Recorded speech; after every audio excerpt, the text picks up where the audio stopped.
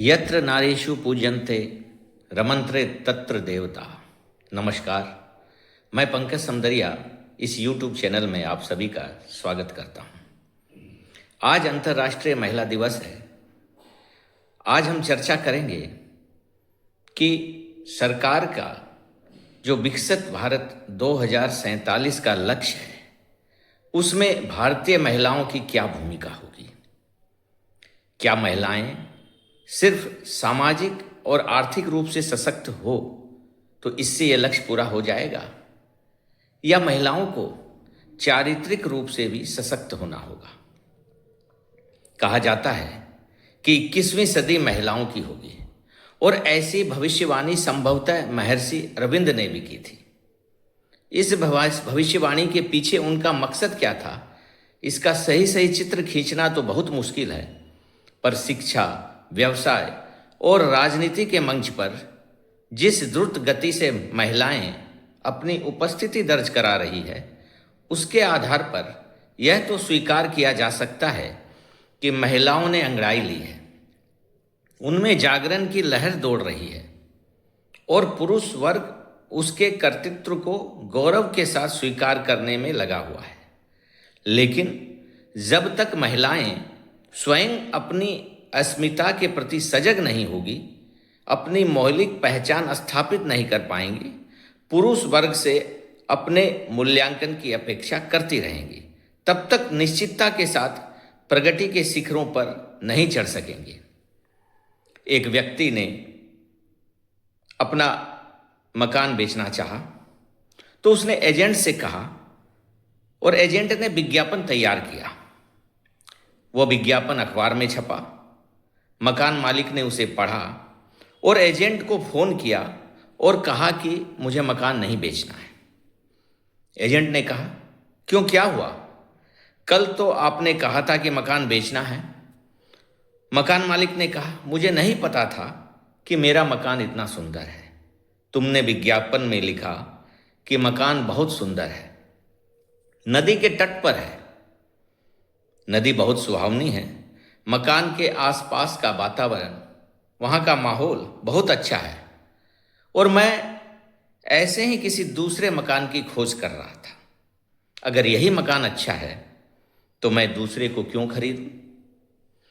मुझे ऐसा लगता है कि आज महिला समाज भी शायद ऐसी ही मानसिकता से गुजर रही है। यदि कोई दूसरा व्यक्ति महिलाओं के व्यक्तित्व और कर्तृत्व के बारे में सकारात्मक विचार करे और कहे कि महिलाओं का चिंतन बहुत अच्छा है, सही काम हो रहा है, तो उन्हें भरोसा हो जाता है कि वो ठीक रास्ते पर है। और यदि कहीं से कोई आलोचना का स्वर उभरता है तो उन्हें अपने कर्तृत्व पर संदेह हो जाता है कि वो सही रास्ते पर चल रही है या नहीं।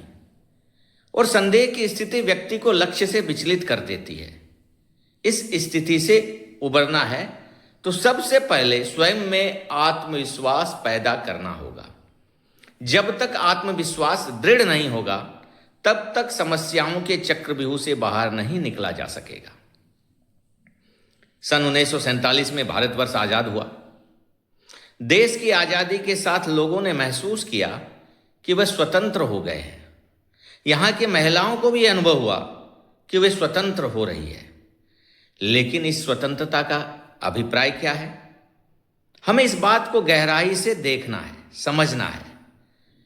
स्वतंत्रता के नाम पर जो स्वच्छंदता, उच्छृंखलता या परंपरा को तोड़ने की बात आती है, वहां समस्याएं पैदा होती है। आधुनिकता और परंपरा, ये दोनों शब्द काल सापेक्ष हैं।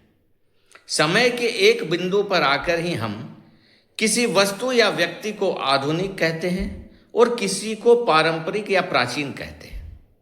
इस बात को हम सभी जानते हैं कि आधुनिकता आज है, भविष्य में उसका कोई मूल्य होगा या नहीं, यह निश्चित रूप से नहीं कहा जा सकता। लेकिन परंपरा वह तत्व है जो वैचारिक या व्यावहारिक धरातल पर अनुपयोगी होने पर भी किसी सिद्धांत व पद्धति को अपने में समाविष्ट करके रखती है। किसी व्यक्ति या संगठन के लिए दो बातें महत्वपूर्ण होती है। मौलिकता और आधुनिकता। कोई भी परिस्थिति हो, हमें मौलिकता से विचलित नहीं होना चाहिए। यदि हम विशेषकर मातृशक्ति के बारे में मैं कह रहा हूं कि मौलिकता से विचलित हो गई तो फिर पहचान का संकट उपस्थित हो सकता है।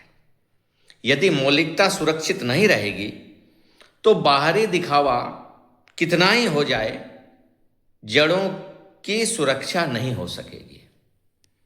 वर्तमान परिप्रेक्ष्य में एक बात कही जा रही है कि नारी समाज रूढ़ियों से मुक्त हो गया है। यह बात एक सीमा तक सही भी है, लेकिन कुछ रूढ़ियां छूटी है तो पुरानी रूढ़ियां छूटने के साथ साथ नई रूढ़ियां कितनी पनप रही है, इस ओर भी ध्यान देना आवश्यक है। वर्तमान की एक समस्या है कि मनुष्य जैसा नहीं है वैसा होने का अभिनय करता है।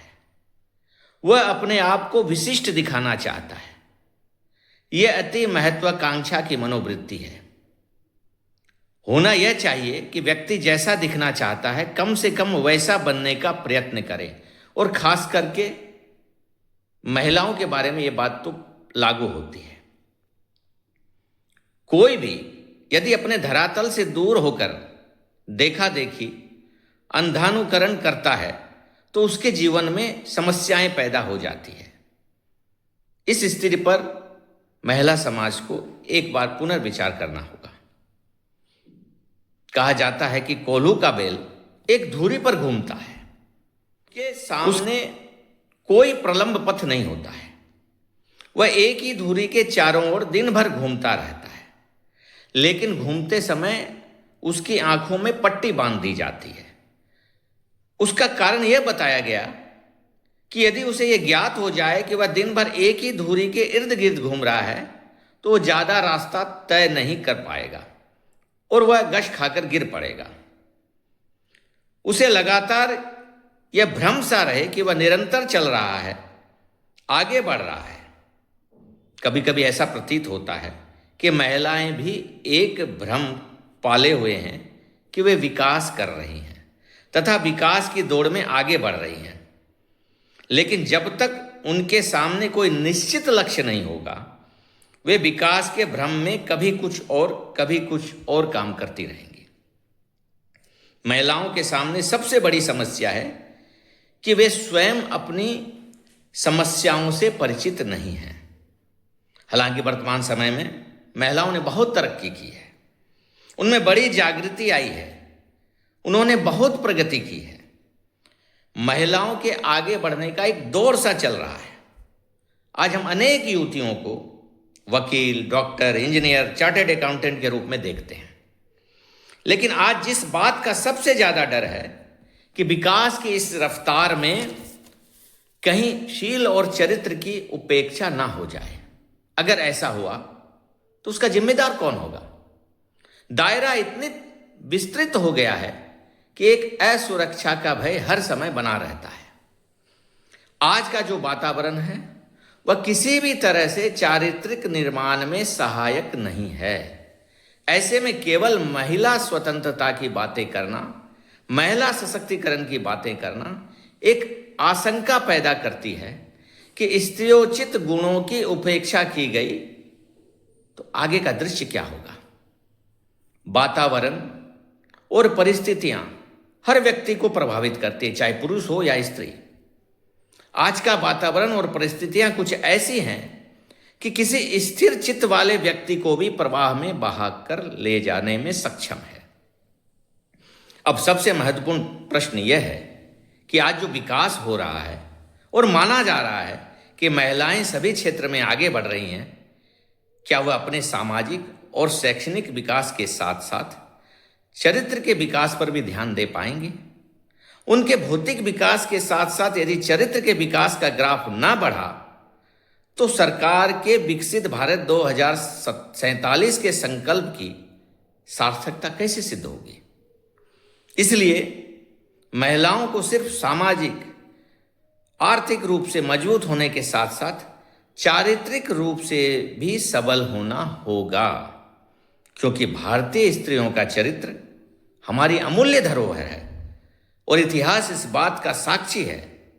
इसलिए आज एक संतुलन के साथ हमें आगे बढ़ना होगा। और अंत में इस मातृशक्ति के लिए कुछ लाइनें हैं।